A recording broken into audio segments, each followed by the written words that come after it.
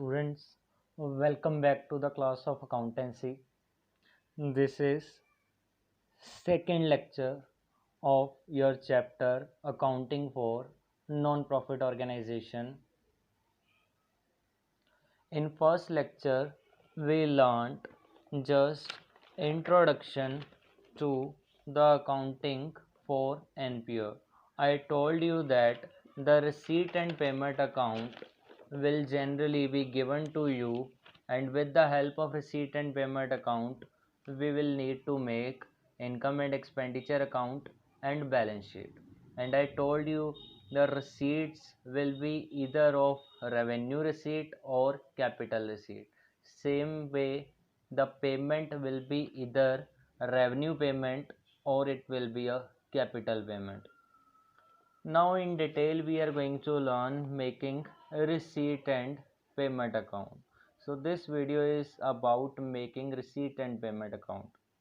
Let us learn meaning of receipt and payment account. It is a real account. The nature of receipt and payment account is real account. As I told you, it is similar to cash book. So cash receipts and cash payments are recorded in it. So the nature will be a real account. It is prepared on cash basis. Receipt and payment account is not prepared on accrual basis. Remember, there are two bases of making accounts: cash basis or accrual basis. In cash basis, it means we will record only cash receipts and cash payments in this.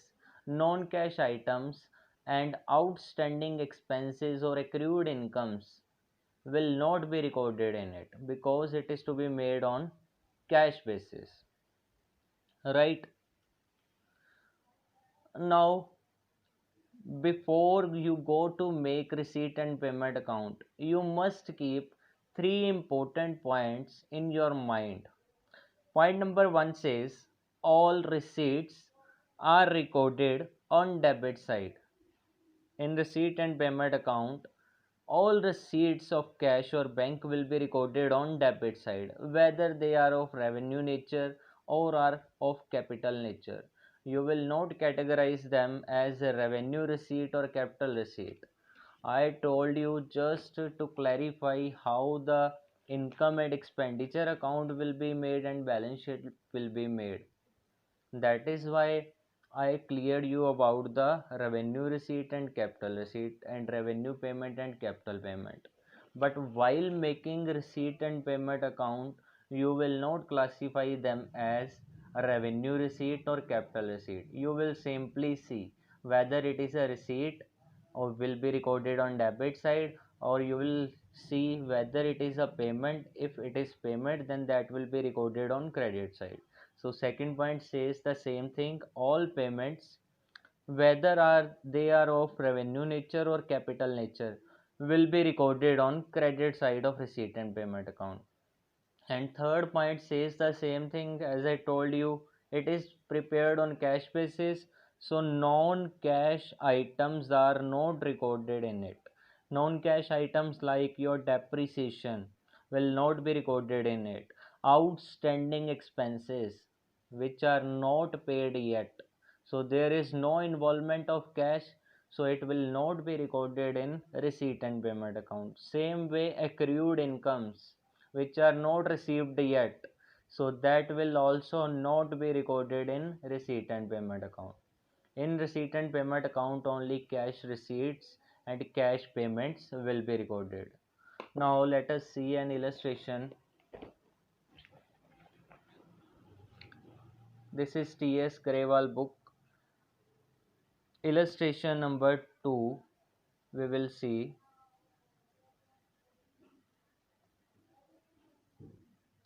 Yes, this is illustration number 2. From the following information, prepare receipt and payment account of Old Men Recreation Club for the year ended 31st March 2020. Opening balance of cash and bank is given. Now this opening balance will be recorded on debit side, right? As we record in cash book opening balance as to balance brought down. Same way here in receipt and payment account, whatever opening balance will be recorded on debit side as to balance brought down. Cash in hand 20,000 we will write internally, and cash at bank opening balance 50,000 internally. Total will be written in main column. Total opening balance of both cash and bank 70,000 in main column. Next item is subscription received. As the name tells, it is a receipt. So it will be recorded on receipt side, debit side. To subscription. Subscription of all years will be recorded because this account we are going to make on cash basis. I told you whether the receipts belong to current period, past period or future period, all receipts will be recorded. Same way all payments will be recorded whether they belong to current period, past period or future period. Irrespective of period, all receipts and all payments will be recorded in it. So subscription of all 3 years, previous year, current year 20 and future year 21, all these will be recorded. 7,000, 2,21,000 and 5,200. Total subscription received 1,33,800. Donation for building. As the temples receive the donation, same way other NPOs like schools, hospitals receive donation. So that is a receipt for NPO. Donations are receipts for NPO, so they will be written on receipt side. To donation for building, same way donation for match on receipt side.